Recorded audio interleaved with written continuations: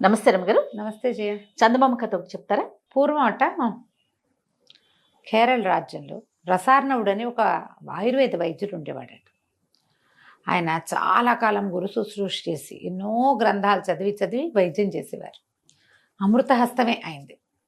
ఆయన చేత్తో కుదరని జబ్బే లేదు. అద్భుతమైన వైద్యం చేసేవాడు. ఈ రసార్ణవుడి కుమారుడు సోమదత్తుడు.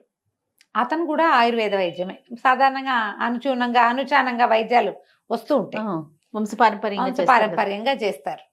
అయితే ఏమైంది, కుర్రవాడు కూడా చేస్తుండేవాడు వైద్యం. ఈయనకి ఒకసారి ఏమనిపించిందంటే, నేను ఇంతకాలం గురు శుశ్రూష చేసి మా నాన్నగారి దగ్గర ఎన్నో తాళపత్రాలు ఉండి నేను ఎంతో భక్తి తత్పరతతోటి ఈ పని చేస్తున్నాను.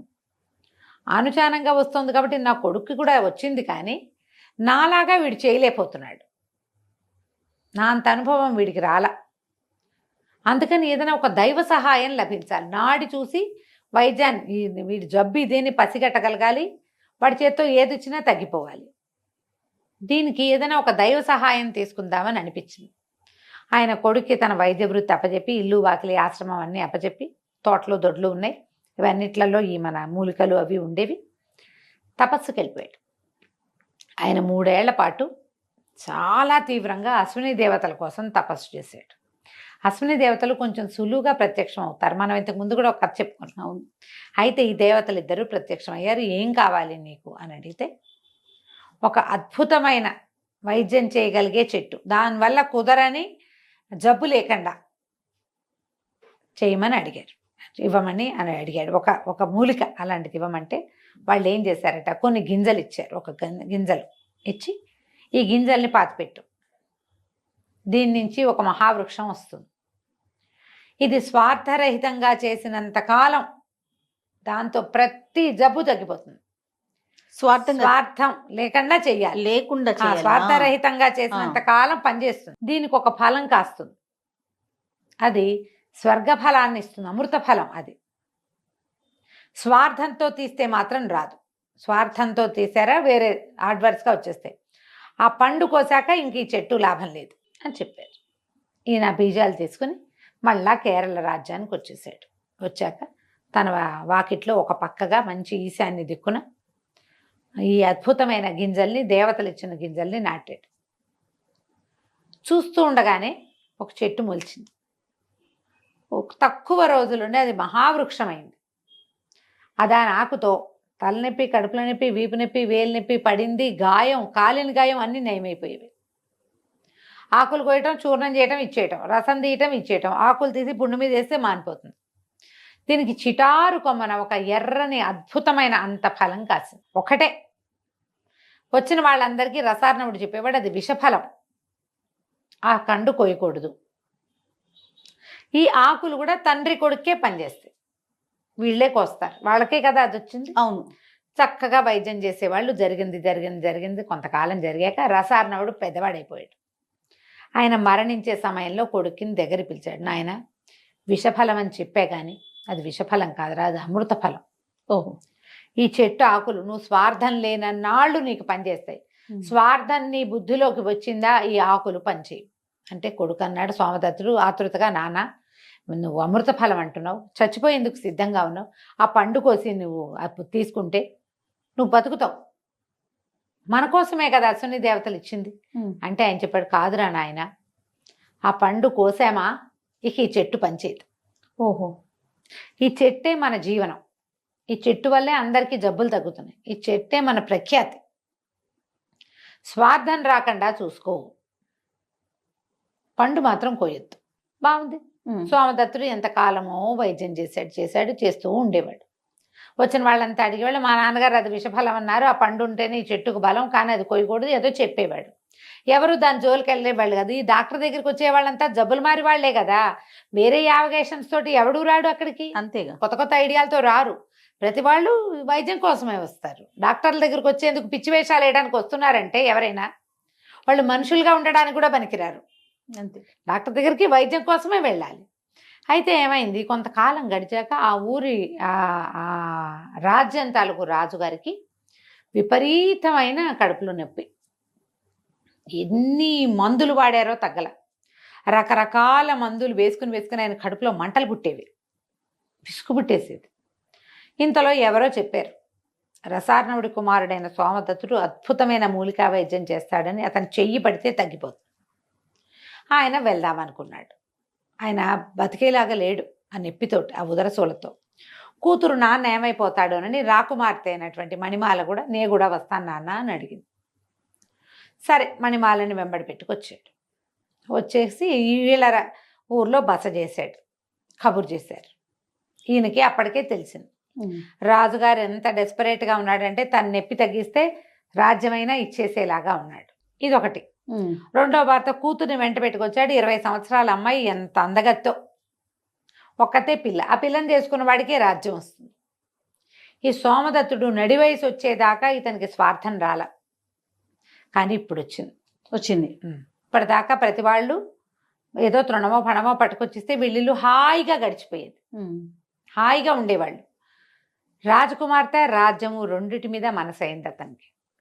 ఎవరిని చూడ్డానికి వెళ్ళినా 4 ఆకులు చేత్తో పుచ్చుకుని వెళ్ళేవాడు. ఒంటి మీద దద్దుర్లంటే ఆకులతో రాస్తే పోతుంది, కడుపులో నొప్పంటే ఇంత పొడి ఇంత దంచి వేస్తే పోతుంది. ఆకులు లేకుండా ఎప్పుడు వెళ్ళేవాడు కాదు. మొట్టమొదటిసారి ఆకులు తీసుకురాకుండా వెళ్ళాడు రాజుగారి దగ్గరికి. రాజును అడిగాడు, మా అయ్యా మీరు తగ్గితే మీరేమి ఇస్తారంటే, మీరు ఏది అడిగితే అది ఇస్తాను, మీకేం కావాలో అడగండి, నా జబ్బు తగ్గించానంటే ఒక్క గడియలో పోగొడతా మీకు వచ్చిన సమస్యని. అసలు నిమిషాలే చాలు నాకు మీ జబ్బు పోగొట్టడానికంటే, మీరు ఏది అడిగినా సరేనన్నాడు. మీ అమ్మాయిని నాకు ఇచ్చి పెళ్లి చేయండి అన్నాడు సోమదత్తుడు. రాజు నిర్ఘాంతపోయాడు. 19-20 సంవత్సరాల పిల్ల, సుకుమారి. ఈయన చూస్తే నడి వయసువాడు, నల్లటివాడు, వంకర కాళ్ళవాడు, వైద్యుడు మీది మిక్కిలి. ఆయన వద్దనుకున్నాడు.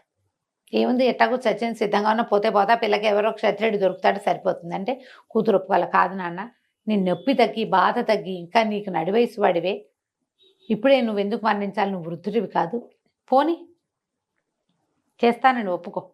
ఈయన మహామహిమాన్వితుడు, 100 మంది వైద్యులు కుదర్చలేని దాన్ని కుదురుస్తాడంటే మేధావి. మేధావితో వివాహం కూడా మంచిదే కదా నాన్న అని బతిమలాడింది. అయితే మంత్రి గారు ఏమన్నాడు, ఒకవేళ కుదరకపోతే తల తీయిస్తామని ఒప్పించారు. కూతురు కూడా అదే చెప్పింది, మీకు వైద్యం కుదరకపోతే ఈయన్ని సంహరించటమే, కుదిరిందా పెళ్లి చేసుకుంటా. ఒప్పుకున్నాడు సోమదత్తుడు. ఎప్పుడైతే ఈయన అక్కడికి వెళ్ళి ఈ మాట అన్నాడో బయటకు వచ్చేసింది వార్త. ఆవిడ పరమ దుఃఖం వచ్చేసింది సోమదత్తుడి భార్యకి. ఇంతకాలం 40 వయసు వచ్చింది, ఇంత పెద్దవాడయ్యాడు, 50 ఏళ్ళు వస్తే ఇప్పుడు రాజకుమార్తెను పెళ్లి చేసుకుంటే నా జీవితం ఏమవుతుంది, నేనేం చేయాలి? అంతేగా, అలాగే కదా ఆలోచన వస్తుంది జయ. మరి ఆడవాళ్ళ జీవితం ఏమవుతుంది ఈ కాలం అంటే? మరి ఏమైనా 50 ఏళ్ళు వచ్చాక పెళ్లిళ్ళు చేసుకుంటున్నారేమో. పాతకాలాల్లో ఏం చేసుకునేవాళ్ళు? భర్త ఇంకొక స్త్రీతో ఉంటుంటే ఈ భార్యల పరిస్థితి ఏంటి? ఆవిడ పరమ దుఃఖం వచ్చేసింది ఆవిడకి. సరే, ఈయన ఇంటికి వెళ్ళి చెట్టు నుంచి 4 ఆకులు కోసుకుని చెట్టుకో దండం పెట్టి రాజుగారి దగ్గరికి వెళ్ళాడు. ఆయనకి ఏం తెలుసు అంటే, ఏదైనా సరే ఆకులతో రాస్తే పుళ్ళు మాంతాయి, దెబ్బలు మాంతాయి, కాలిన గాయాలు మాంతాయి, వాపులు తగ్గిపోతాయి. ఎంతలా పుండైనా అందులో పురుగుంటే పురుగుడు బయటపడిపోవాల్సిందే. లోపలికి ఇస్తే కడుపులో నొప్పి, ఎంత లావు నొప్పి అయినా, తలనొప్పి అయినా, వీపు నొప్పి అయినా, ఏ నొప్పి అయినా తగ్గిపోవాల్సిందే. ఆకులు కల్మంలో వేసి నూరించాడు. ఆయనకి ఇంత రసం తీసి ఇచ్చాడు.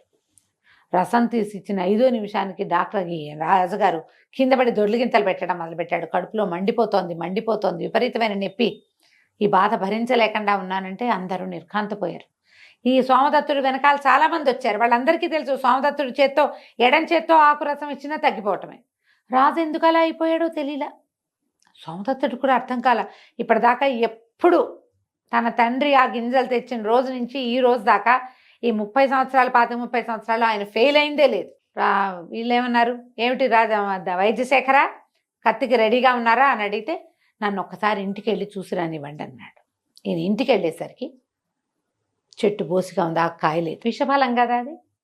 ఇంట్లోకి వెళ్ళాడు. దుఃఖంతో అయిపోయింది. ఎందుకంటే ఎప్పుడైతే ఆ చెట్టు కాయ కోయబడిందో ఈ ఆకులకి తగ్గిపోయింది. ఈ ఆకులు రాజుగారికి ఇస్తే రాజుగారికి ఏం పని చేయలే. ఆకుల వల్ల, చెట్ల మందు వల్ల కడుపులో మంట వచ్చింది ఆయనకి. ఇప్పుడు ఏం చేయటం? లోపలికి వెళ్ళేసరికల్లా బాకెట్లో ఎక్కించి గుమ్మంలో కడుగు పెడతారు. కాగితం కనపడింది. కాగితంలో రాసింది, మీ జీవితానికి నేను అడ్డంకి కాదల్చలేదు. రాజకుమార్తెను పెండ్లాడి హాయిగా ఉండండి. విషఫలం తిని మరణిస్తున్నాను అని రాసింది. ఈ విషఫలం ఎవరు కోసారు? భార్య కోసింది. ఈయనేమో స్వార్థంతో మందిచ్చాడు. ముందే స్వార్థంతో మందిచ్చినందుకు అక్కడ పనిచేయలే. ఫలం కోయబడింది, ఇంకా ఎప్పటికీ ఆ మందు ఆ చెట్టు పనిచేయదు. అంతేగా. 2 విధాలా నష్టపోయాడు. ఇటు భార్యను కోల్పోయాడు. పరమ దుఃఖంతో నెత్తి మీద చేతులు పెట్టుకున్నాడు. భటులు వచ్చేసారు. నువ్వు ఇంకేదైనా వైద్యం చేస్తావా, చంపేయమన్నావా అని లాక్కుపోయారు. లేకపోతే రాజుగారు గోడును విలపిస్తున్నాడు. నొప్పి రాకుమార్తె ఏడ్చేస్తుంది. మంత్రివర్యులంతా నెత్తి మీద చేతులు పెట్టుకుని ఉన్నారు. ఈయనకి కత్తి తెగటార్చటానికి నుంచునుంటే ఆకాశంలో నుంచి ఒక అశరీరవాణి వినపడింది.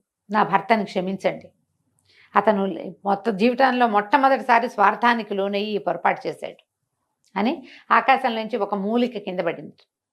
ఈ మూలిక రసం తీసి రాజుగారికి ఇవ్వండి, రాజు స్వస్థుడవుతాడు. నా భర్తని శిక్షించకండి అని మాయమైపోయింది. ఆ మూలిక రంగరించి సోమదత్తుడే ఇచ్చాడు ఆయనకి. మూలిక వేసుకున్న కాసేపటికి రాజుగారికి కొత్త మంట పాత నొప్పి 2 పోయినాయి. స్వస్థుడైపోయాడు. ఆయన రాజకుమార్తెను తీసుకెళ్ళిపోయాడు. సోమదత్తుడు ఇంకా జీవితంలో వైద్యం చేయలే.